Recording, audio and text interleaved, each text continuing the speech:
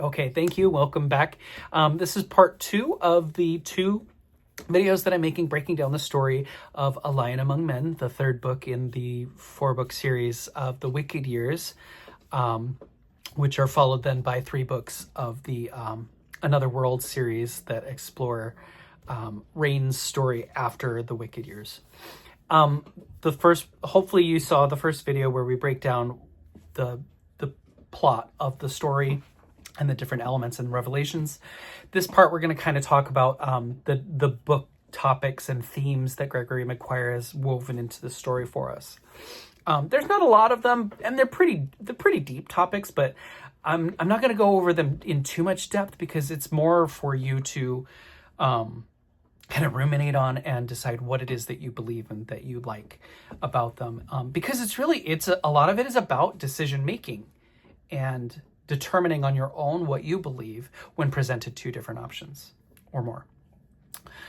So right at the beginning, the overwhelming plot point or theme for the entire book from cover to cover is deciding for yourself the difference between right and wrong.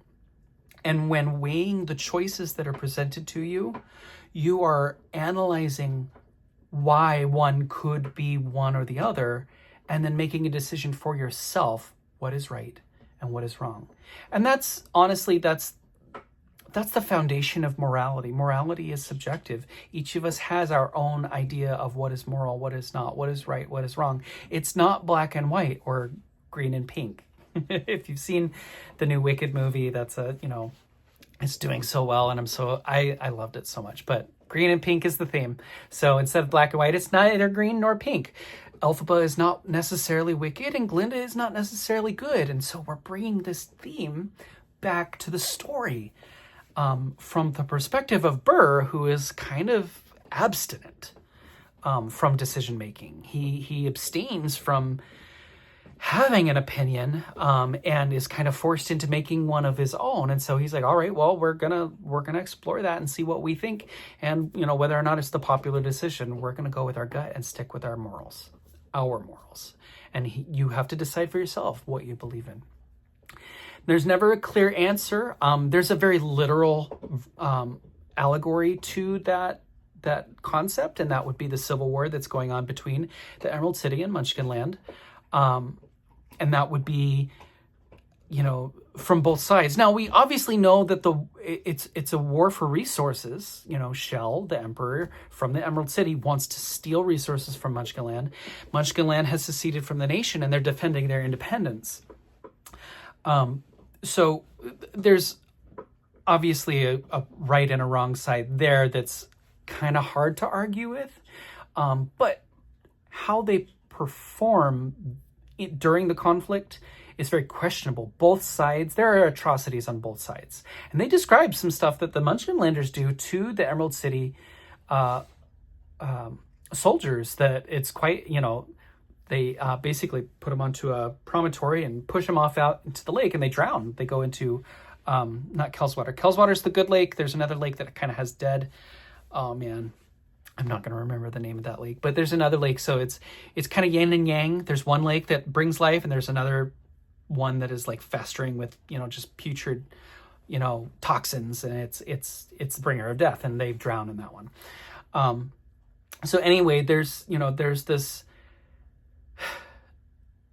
nebulous line between what is good and what is bad, what is right, what is wrong, which side of this war, that's the thing about conflict, is that it usually is triggered by something, but they step away from that when they actually get into combat, and they start, some bad things happen that you can't necessarily undo. And I think there's a quote, I want to say it's Commander Cherrystone maybe, that makes that point. But basically he says that, or maybe I heard it from something that wasn't even related to the book at all, but it kind of played into it, maybe, triggered it in my mind. But it basically says that, anything that's done during a war is irrelevant.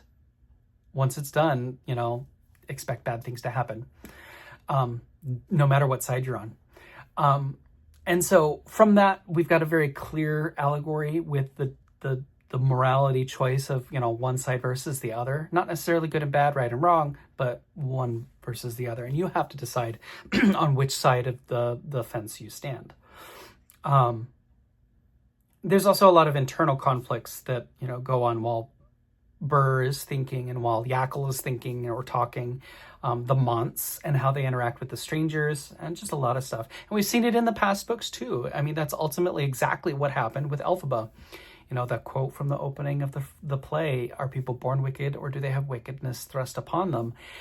Even though she's called wicked through the propaganda of the Emerald City, she was not bad. And Glinda, who is called the good, is not actually good. She was kind of toxic. And so this theme is carried over into it where, we're now taking it from the perspective of a third party who is, at the beginning, abstinent from making a choice and is forced into deciding for himself. And then you, along with him, as the reader, have to decide what you believe. And did he make the right decision? Do you disagree with him? Etc. And then once you do make that decision of what you like, which of these do you favor, you have to stand up for that and defend it. And it's like any argument you have with a spouse, with a child, with a neighbor, with a roommate, with a dog. Never argue with a Frenchie. You have to stand your ground. Once you've decided what you believe in, you need to defend it. And if you can't defend it, then your decision is wrong.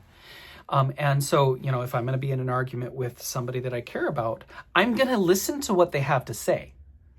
And I'm going to defend my belief toward them by making a counter argument. That's how debate works. And if I can't make a counter argument, then I am making my point irrelevant because I can't support it with, I can't back it up. And so once you have decided what you think is right or wrong in the context of the story, you have to stand up for it and defend it. And so that's kind of one of the journeys that Burr has to go on as he's kind of progressing and getting older and being forced into these situations where he has to make a decision. He doesn't want to. He wants to just run away and hide and kind of live a simple, charmed life. And he's forced into... or forced out of acquiescence where, he can't just sit there and kind of watch. And it's kind of it's a different angle from how Lear had to approach it. From Lear was born outside. He could have stayed outside. He could have not interfered and nobody would have noticed him. But in order to affect the story, he has to become a part of it. Whereas Burr was already a part of it. He was forced as a part of it and he doesn't want to be a part of it. But because he's forced into it, he has to decide what he's going to do because he can't just stand there. Again, he's cowardly. And that cowardice isn't necessarily fear, although fear does play a part of it, but it's mostly fear of judgment or fear of making the wrong decision in his younger years. And the story is kind of making, or it's you are watching him learn to overcome those fears or those insecurities, let's call them, in the face of adversity, because he's not necessarily just left on his own devices to make these decisions. He's kind of like under the thumb, under the gun, and so we're witnessing his internal struggle as he wrestles with both fear and doubt. And it's not until he conquers those that he can actually act. They're preventing him from moving forward. And that's all he wants to do is move forward and get past it. But in order to get past it, he has to figure out what he believes in, and then he's got to stand up and defend it and overcome those insecurities that come along with being forced into a decision. And which brings us to the next point. It's about the heroism of the individual. Even though he has this moniker, the Cowardly Lion, we kind of learn that it is an erroneous title given to him, kind of almost to mock him. And he accepts it as a badge of courage. And symbolically at the beginning of the book, it's this little kind of medal that Jemsy gives him that symbolizes courage. And he wears it because because the little bear cub takes it off of the book strap for the books that he was carrying and puts it onto his mane so that he can wear it as a badge. He's like, but I don't actually have courage. I haven't earned this. I just stole it from Gemsy's dead body. And then later, the Wizard of Oz, as a demonstration of his courage when they killed Elphaba, is given this little, like, tin toy medal, again, for courage. And it's like, the irony there is that there was no courage to speak of. And he knows it, and he hates it. But he accepts it because it kind of gets him past some of the judgment of others. But it makes him into an unlikely protagonist because now it's put him in a position to kind of influence, from the sidelines in a way, certain elements of the political part of the story as far as animals and the banking and, making decisions down the line. But they're also kind of, that works against him too. And I'll talk about that in the next topic. But his superpower is resilience. I think of it like a phoenix rising from their ashes. Everything that is thrown at him, he fumbles through it and performs poorly. But in the end, he always comes out of it moderately unscathed. And that speaks to the power of his tenacity. He won't let it go. He'll just power through it, get it done, and then be done with it. And in the end, that's his strength, is that he just doesn't give up because he doesn't want to think about it anymore. It's kind of a negative way to do it, and that's the whole thing. His perspective, stemming from his childhood, being this little lion cub rescued by Elphaba, is that, he's lived this kind of jaded, melancholy existence where he's kind of like apathetic to everybody, but he kind of performs the part that they want from him in order to get them to leave him alone. Like he did with Dorothy, making the promise to protect Lear. He had no intention of actually doing anything to protect Lear, but he made the promise to shut her up, and that's also his sin, which he has to redeem himself from. And from the story of the hero's story, he's got to redeem himself from that original sin. And by doing so, he's making a very pointed impact on the story against overwhelming odds. And he's not doing it in giant grand gestures. He's doing it in little small bites. And over time, taking himself out of this negative mindset and kind of growing and maturing and all of a sudden kind of arriving at the mentality he needs to be at when he finally comes face to face with Yakel and is presented the book. His entire story is a culmination of learning what it takes to be worthy of receiving that book in order to take it to the proper destination, which the end of the book is like, well, what did he choose? Did he give it back to Shell, or did he take it to Rain? And only like it's his decision to make. He has to decide what is right and wrong, with his history being the influence that brought him to that decision. And that's the story that all of us have to live through as we're growing up as children. We have the influence of the community and our parents and our churches, or our schools, the other adults in our life, the other kids in our life. We witness things that kind of influence our decision-making process as we mature into adults, so that a decision I'm going to make tomorrow is going to be influenced by the life I've lived. And that's the story that Gregory Maguire is making here. This lion, who was treated as an animal, or animal lowercase, a beast. He was treated as a beast as a baby, is kind of coming to terms with the fact that he's not a beast. And by not being a beast, there's an expectation to have this moral maturity, but only we define the moral maturity that we adopt into our belief system. And that's ultimately what he's doing, is he's building his own belief system. Now we talk about social justice, choking on my words. And this is, I don't know if this was intentional or not, a big part of Wicked, the first book, and a lot of book 2 as well, is the segregation of animals from society. And, whether intentional or not, it's still allegorical to black slavery in the United States. And, the emancipation of slaves being introduced back into society. This is kind of, what Burr has experienced, going from being a part of society in his own way, and ultimately accepting that shunning that he got with all the other animals when they were expelled from society. And that is the segregation that he was forced into. He did not have a choice. He was an animal, and his life was in danger if he didn't escape.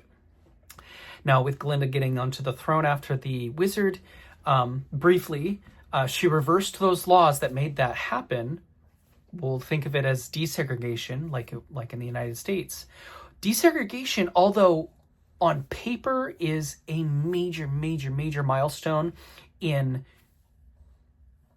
the rights of the oppressed, we're witnessing Burr's story from the perspective of the oppressed, who are being reintroduced back into this system that pushed them out in the first place. And there's a lot of resentment from the other animals, aka the other slaves, who witness certain, we'll call them blessed or fortunate animals or slaves that found the means or the right channels to reintroduce themselves successfully back into society, well ahead of where the rest of the group had found themselves. Desegregation in the United States was not immediate.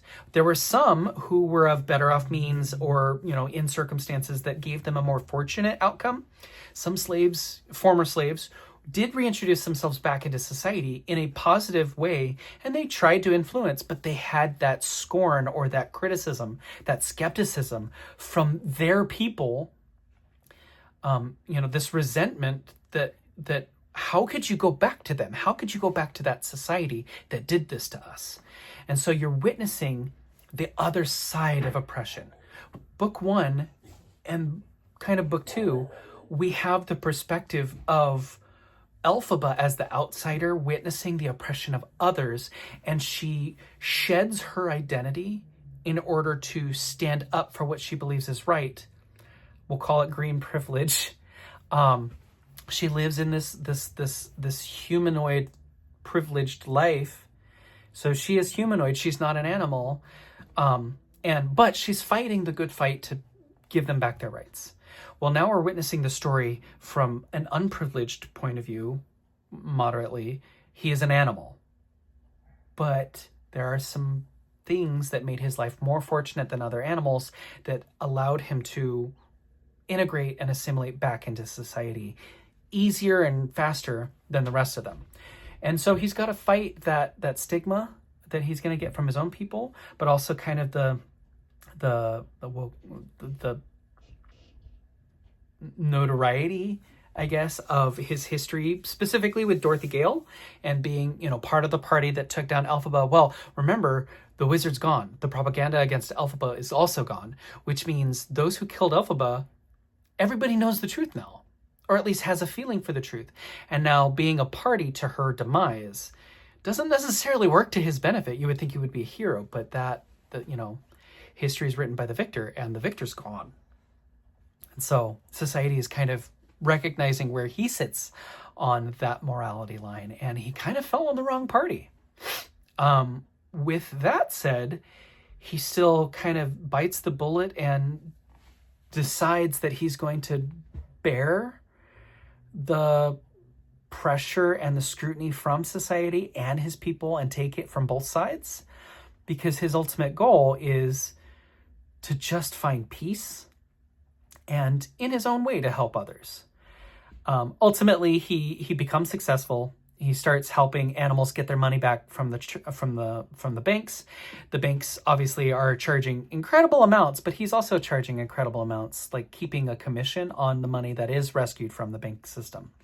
And so the animals, they get like a percentage of their money back, but the banks keep a huge portion, fees, and he's taking a nice commission and becomes, again, reintegrated into life and becomes this ideal failure, I'll call, where, they're looking at him going, oh, you drank the Kool-Aid. You want to be one of them so bad. You dress like them, you smell like them, you eat like them, you live in houses like them. You may look like a lion, but you're human. You're acting like one. And he was just living his life and being comfortable. And, the banks basically wanted to turn him in. And there's, everybody has their motives, and he became a convenient victim. And so he gets arrested, and whether he was actually like taking advantage of them, I mean, he was living the good life, and he was probably taking a little bit more than he should have, but he was taking what he felt was a fair profit. And one could argue that he was taking his fair share, but at the same time, you could also argue that he was victimizing or capitalizing on the pain and the loss of this oppressed group of animals. Sound familiar? United States. So in the end, he's arrested by the Emerald City because they don't want him to keep profiteering, or like he became a scapegoat because the banks are like, oh, well, look at what he's doing. Don't look at us. Look at him. He's the reason these animals are getting their money back and crashing our economy. And the animals are going, look what he's doing. He's taking far more than he should. And yeah, he deserves to get arrested. Let him go. We can figure out another way to get our money back. So both sides are looking at him. And again, like a phoenix, he rose, and here he is crashing and burning. And he'll once again rise from his ashes. So he is scorned and ostracized from both societies that he feels like he's entitled to be a member of, and neither of them want anything to do with him. Now, rather than being thrown in prison, he's given another opportunity, and that is why he was conscripted, forced into the servitude of the emperor, with the goal of finding the Grimoire. They're going to use him. He's going to become a political tool to figure out, or a military, he's going to become a tool for the government to find the tool they need to reclaim the power that they once had. And that's what leads him on his path to meeting Yakko at the cloister of St. Galinda. So back on topic, we're witnessing this perspective of social justice or injustice from the, not just from the point of view of the oppressed, as opposed to Elphaba as, a witness from the outside in, but also from that, from the perspective of falling prey to conformity. In order to assimilate back into human society, he needs to conform to the way that they do their stuff. And he does acquiesce to that leisure and comfort. He got a little too comfortable.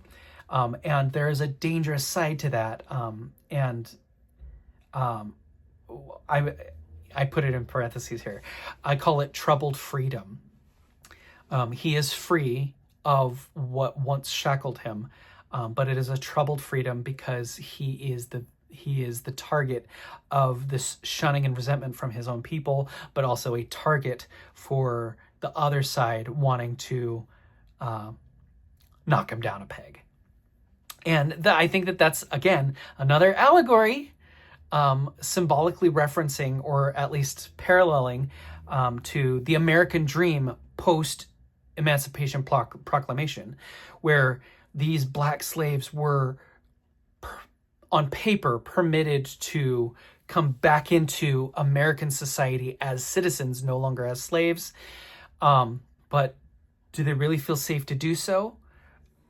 Do they really want to? What pain is there to work through before you can feel truly invited?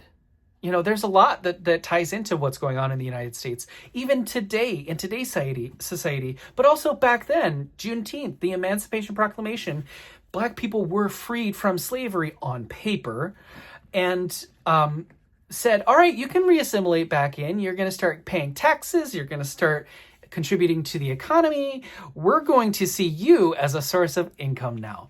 And there's a lot that went into that with the story of the animals being reintegrated back into Ozian society in the Emerald City. And that's why they stayed out. Some of them stayed in Munchkinland or out in the hinterlands or out in the Vinkus. They don't want to come back because they don't trust it. And they're witnessing Burr accept that outstretched hand, and they're watching him get burned.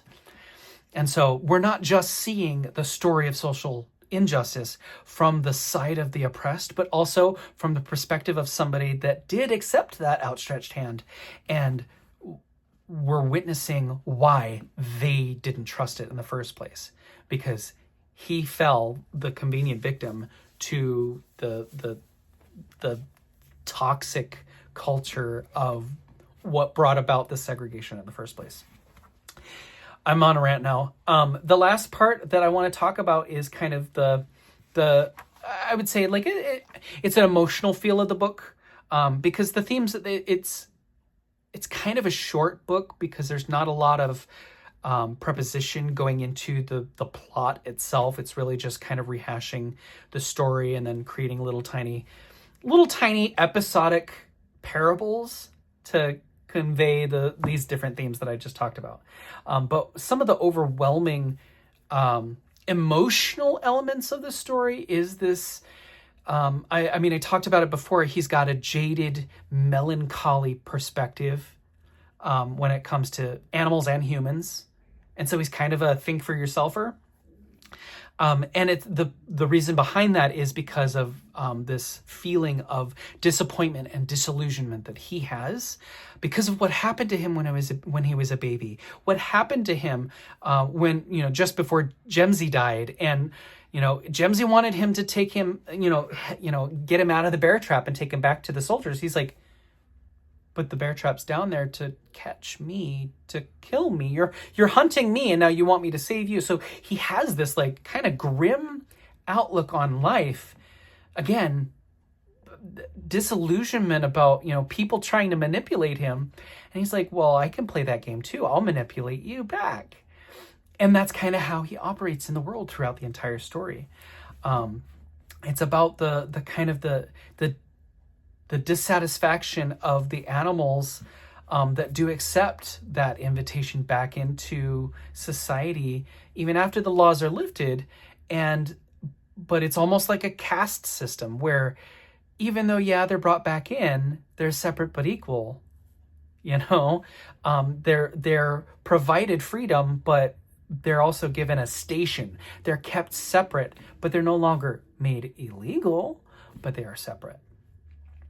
And then, another element of that too is this hesitation to pull the trigger on, contributing to society or reintroducing yourself into society, because anything that is built can be destroyed and you don't know what's sitting on the other side. The fear of the unknown, that's a fear that most of us can't overcome. Psychologically, I can't. I have trouble with the fear of the unknown.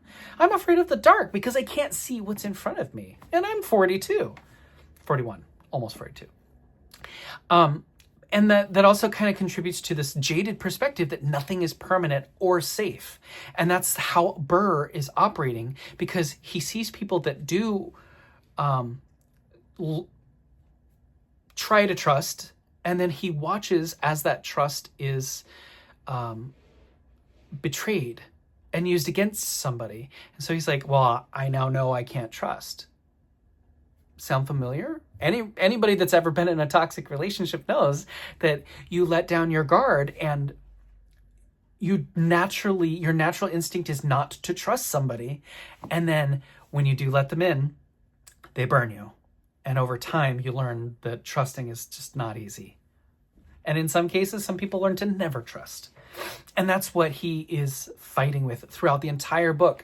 And really at the end of it, the final culmination of that paranoia, of that psychological conditioning, is that he has to decide whether he can trust Yakel's purpose. He witnesses the magic right in front of his eyes. He sees her turn back into an angel, her wings pop out again, and then she gets, folded back into the grimory. So there's evidence that she's not lying, that her purpose for existing is this book, and there's a reason that's greater than both of them. And now he has to decide whether a lifetime of learning to not trust can be overwritten by faith or evidence, honestly. Some people can't accept faith because of their history of being abused or being lied to, being manipulated. And so, and trust is a huge thing too, because Yakel, she's cagey. She doesn't share anything because she doesn't trust anybody. But that's also because like she's trying to hide her motivations. Again, does that make her trustable? No. Melky, you would think that a cat would be the most innocent, kind of element of the story. It's just kind of this little tiny creature, this little pet, this thing that humanizes him. He's got a pet that he, in his own way loves and he dotes on and he's tender with. And Shadow Puppet is revealed to be Melky and also a spy and really kind of one of the most diabolical characters in the entire series. Boom! Again, what does that do to trust? It obliterates it. And then obviously with the fear of the unknown comes the uncertainty of what the future holds. And that's what everybody struggles with. Nobody knows what tomorrow is going to bring. Huge lesson to be learned. We learn that as babies. We see it. We may not understand it. We might test that theory over and over again, but we don't actually know the future. And that makes us afraid of it. And so the uncertainty of the outcome of what his decisions will make is what makes him indecisive in the first place. And that is what stops him from acting. And he has to act. Whether he's being forced to act or whether he is deciding he has to act and just doesn't know what to do because he's weighing the options, he doesn't know the outcome and he's scared. And he has to get over that fear. It also teaches us, don't get your hopes up. And with that, it kind of, for me, brings it home with what the dwarf said to Yakel. In life, you only leave the way you came. To us, that means we were born alone, we die alone.